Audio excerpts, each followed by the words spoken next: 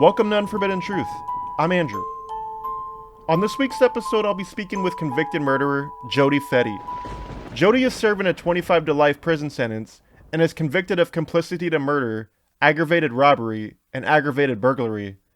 On July 2nd, 2009, Jodi, Jonathan Dukes, and Cortez Oliver made their way to the residence of Richard Lowther. They had discussed robbing him. Daryl Dukes, the driver of the car that they were riding in, stayed in the car. Jodi knocked on the door and asked if she could use his phone. After she entered the home, Cortez approached Richard. Jodi testified that while she was inside the home, she heard a loud noise on the porch, after which she left the home. She testified she later found out that he knocked Richard down. She testified she later found out that he had knocked Richard down. After leaving the house, Jodi noticed that Cortez took coins from the home.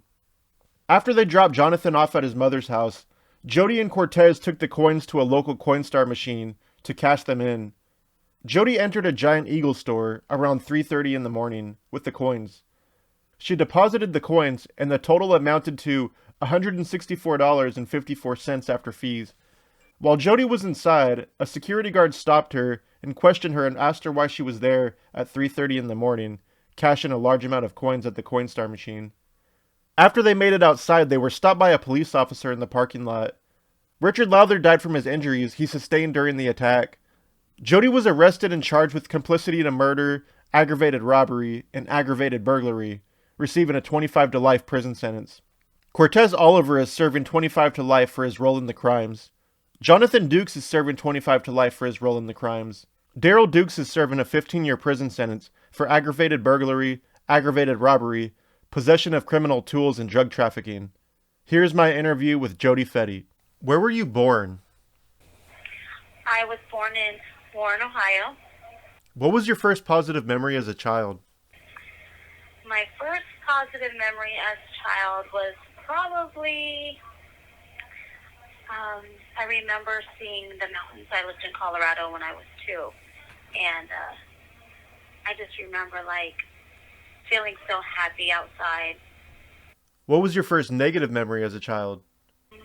My first negative memory as a child was I was very fond of amphibians, and I had a pet frog, and this guy that was around my dad, I know it wasn't his friend, but for whatever reason, he had stuck it in his mouth and swallowed it, and it traumatized me. I was very upset, and I was probably about 5.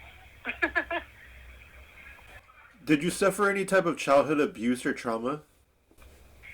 I did have a slight attempted of a molestation. However, I was old enough to tell. I was also 5. I remember that, and I told, and it wasn't nothing too traumatic because it was a family member, and I as I said, I told, so therefore it got taken care of with the police, and my parents, handled it appropriately, and I forgave the person later in life. What was your behavior like growing up, starting as early as you can remember? As a child, I was very well behaved. My mom and dad told me growing up I was very well behaved. I was a fun-loving, caring child because I'm an only child. So I was like a free spirit. I wanted good grades. I wanted to join groups in school. I wanted to participate completely. I wasn't. I was ornery, like daddy's little girl, ornery to an extent. But I was.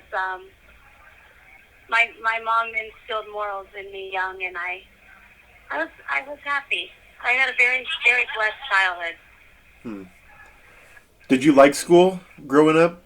I did like school. I was went to school in a large city, so as a child, I was very into everything, like knowledge. I wanted more. I wanted more of everything. I took sign language classes and helped with the disabled children in 4th grade. I started things young. I wanted to do choir. I did do choir. Yeah. Did you engage in any criminal activity as a juvenile? There was a small area, a period I remember as at the age of 12, where I was kind of hanging out with some. Actually, it was my mom's friend's son, and he was the same age as I. And there was maybe two particular memories, nights actually, where he liked to get in people's cars and just kind of like rummage through them, being nosy. But yeah, that was pretty much it. As I got older, 15, I was in a little incident where a girl and I had stole a horse. It's not funny, but it's funny now because as 15, you don't know why you do that when you're 15. Let's talk about the crimes you're in prison for. Can you walk me through the events that took place on July 2nd, 2009? Led up to the crime, I'm not so sure on everybody's part, though, because I was kind of lassoed in at the last minute, kind of like definitely wrong place, wrong time. But for my co-defendants, I was a convenient time because, as I kind of explained separately than this interview, like I gained them entrance to the house when Mr. Lowther was home, and to their knowledge wasn't supposed to be. The leading up to the event, personally, I can only speak for myself. The crime occurred 12 years ago today, that early in the morning, so it would have been July 1st, about I think 2 a.m., 2:30 a.m. And so previously, before that, I was at home. I was at home all day, and I was drinking wine, and I assumed they were just going about their normal lives of whatever they were doing. But when we came into contact, it was through, I just happened to be in my friend's car when they needed a ride. And later during trial is when I found out, well, not during trial, but like sitting and counting, waiting, more things were being revealed to me. It's like they had previously known what was going to take place or what they were hired to do or whatever. And so that night, it was just kind of, it was like I was learning it as it was going. Yeah, that's what led up to it. It wasn't like two of my co-defendants were strangers to me. I never met them before July 1st. So leading up to that, I don't know their character. I don't know exactly what kind of, if that was a normal activity for them, was a burglary. But for me, I was just like I had a son. He was at 8 at the time, and it was summer, and he was out at my dad's. That's why I was drinking wine. But it was just a regular day. There's my co-defendant that I knew who was driving, and I had only known him for about 6 months prior to this night. So I had been, around him frequently enough that I felt like I could trust him. If I was, intoxicated in his passenger seat, I felt like there was no reason for me to be on guard for any reason at all. And then the other two co-defendants of mine had come in, we were parked in his grandma's driveway, and they had come in a separate vehicle, and I stepped out of the car while they talked, and I was pretty much not really interested in anything they were talking about, so I didn't really bother to listen or anything. And then as we're driving, like I said, I don't remember much because of the alcohol and the pills I had taken. Kind of, it was like a missing piece of puzzle. There, on the side of the bottle of a prescription of Xanax, it says may cause impaired judgment, and that is true because I didn't try to change this situation, or I didn't try to make a better choice to get myself out of the car. And I learned later when the detective was informed. This call is originating from an Ohio correctional facility and may be recorded and monitored. Certain stops that we had made that there were like pieces for me that were just not coming back. I couldn't recall certain details. But um, what I do know is when I gained them entrance, when we first got there, my co-defendant that I do know, opposed to the others that I hadn't been, around at all. We dropped them off and we left, and then some time had passed, and where we went it was another town, and then they called. They needed a ride back, so riding out there to pick them back up was the impression that we're just picking them back up and we're taking them back home or dropped them off or wherever they needed to go. That was all that. I just knew that they just needed a ride and didn't have no ride. But when we got out there, a lot of tension was in the car, and there was some shouting and slamming on the brakes and shoving into where the man in the back seat, one of my co-defendants, had held my arm and led me to the door because it was dark, because I didn't have my eyeglasses on, because and I'm in an unfamiliar area, and he kind of like intimidated me where I felt like I didn't have a choice, and if I could just get this over with and get back in the car and we could just go, and not thinking clearly that maybe somebody's in the house that could get hurt, While I was moving back to the car, they were already in the house. So that's what the problems is during trial. I couldn't really say who did what because I wasn't in the same spot as them. While I'm moving left, they're they're coming through another entranceway. But the man of the house came out, and after he heard them outside, he came out. From my understanding, they knocked him to the ground and slab like a closed-in porch. He was paralyzed.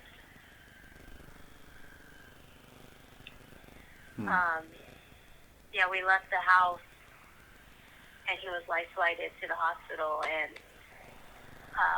under the surgery to hopefully repair the discs in his back. He developed pneumonia after the surgery, and 28 days later, his family pulled the plug. Therefore, during the act of a burglary, those injuries occurred. In the state of Ohio, the law is carefully worded that the charges go up to indictment for complicity to murder. I remember that they didn't get anything that they were instructed to get. The problem is that there is a man that was never indicted in our case that should have been, and he actually put those young guys up to this. He knew the victim, he knew the layout of the house, and the lead detective in my case looked right at me and said, Ms. Fetty, I can't tell you why Mr. Miller hasn't been indicted, because we were all tried separately, and during one of them, a coworker of theirs that took the stand and said exactly all of this as well. It's in documents, it's in court records, just saying he knew the man, and he basically hired these kids to put them up to go in there to get a safe in the house, a safe in the wall, or something of that nature, and a certain amount of money that was expected to be in there. And when they went in there, maybe they panicked, maybe they didn't. I don't know why they came out with uncirculated coins. I guess he was a collector. So either in large amount or no amount is not worth the man's life. So it doesn't, it doesn't really add up either way.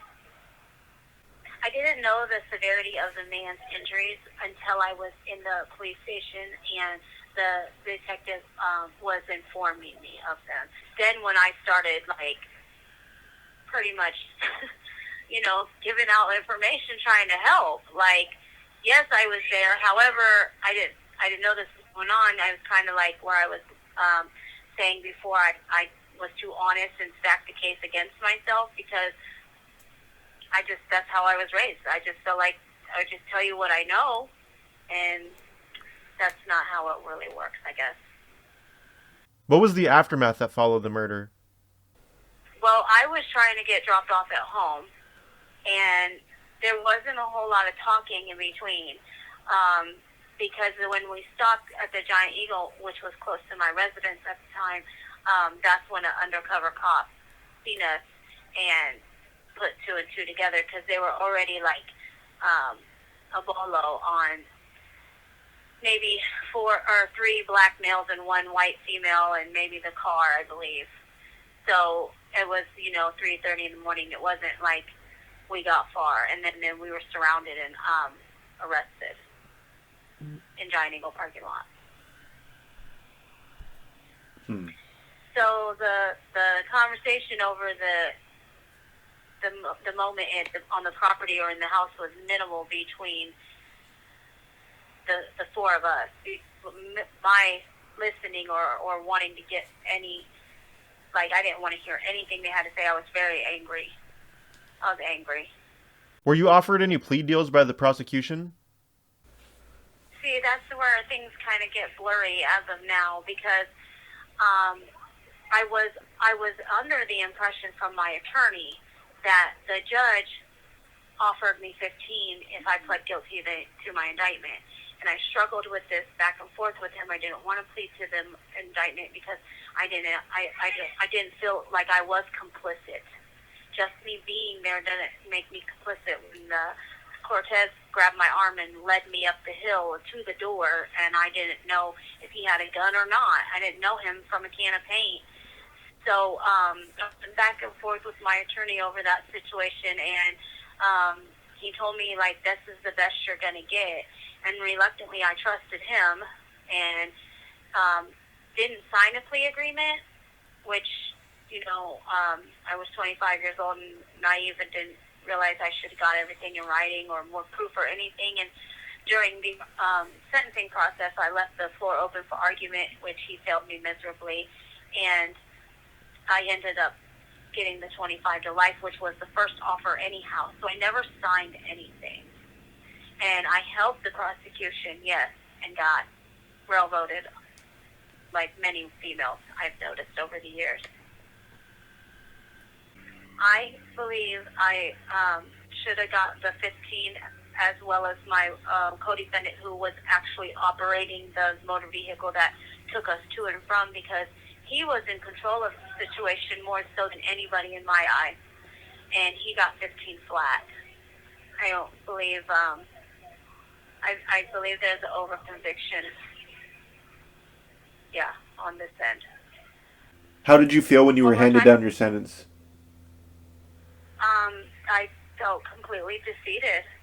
I felt completely alone. I felt like my lawyer, like, I felt fooled. I felt like I trusted a man again for nothing, because my co-defendant that I trusted had me in a particular situation that I would normally not have been in. I just felt like nothing. I felt like the whole entire community looked down at me. I felt worthless. Have you been in any altercations with any prison staff or inmates since being incarcerated? Not physically, no. There's not a lot of, this is a joke. There's a lot of prison politics, I call it, that are like, it's, there's a write-up system, there's a grievance system, and nothing ever gets solved. Everything gets swept under the rug. I've had good interactions with a lot of staff that have been here. They call them like old timers, because they want to see you rehabilitated. But the particular facility I'm in now, there's not a lot of rehabilitation. They do not help you in direction. It's here if you want it. If you want it, you have to get it yourself. There's not a lot of structure to it. It's a lot of, I have no, like earlier I had mentioned, I have no siblings, I have no aunts. So being an only child and coming into just a lot of female a lot of different personalities, people that weren't raised with morals or raised on the streets and that's all they know or they don't want better for themselves. There's always conflict, but it's how you approach people to where it could escalate or you could de-escalate, because a lot of the women just need somebody to listen or somebody to tell them something positive or some kind of guidance. Have you taken any type of rehabilitation classes or furthered your education? There's 3,000 women here, so I'm always on a waiting list for everything. But I furthered my education as soon as I got here. I got my GED out the way. I'm doing college courses through Stratford in the mail. I trained rescue greyhounds for 6 years straight. I've done quite a few groups, actually. I'm still attempting to do some recovery and substance abuse and things like that. Have you been diagnosed with any mental illnesses? I was diagnosed, yeah. I was diagnosed in 2000 and maybe 7-ish, 7 or 8, I believe. Yeah, about 7. Bipolar 1.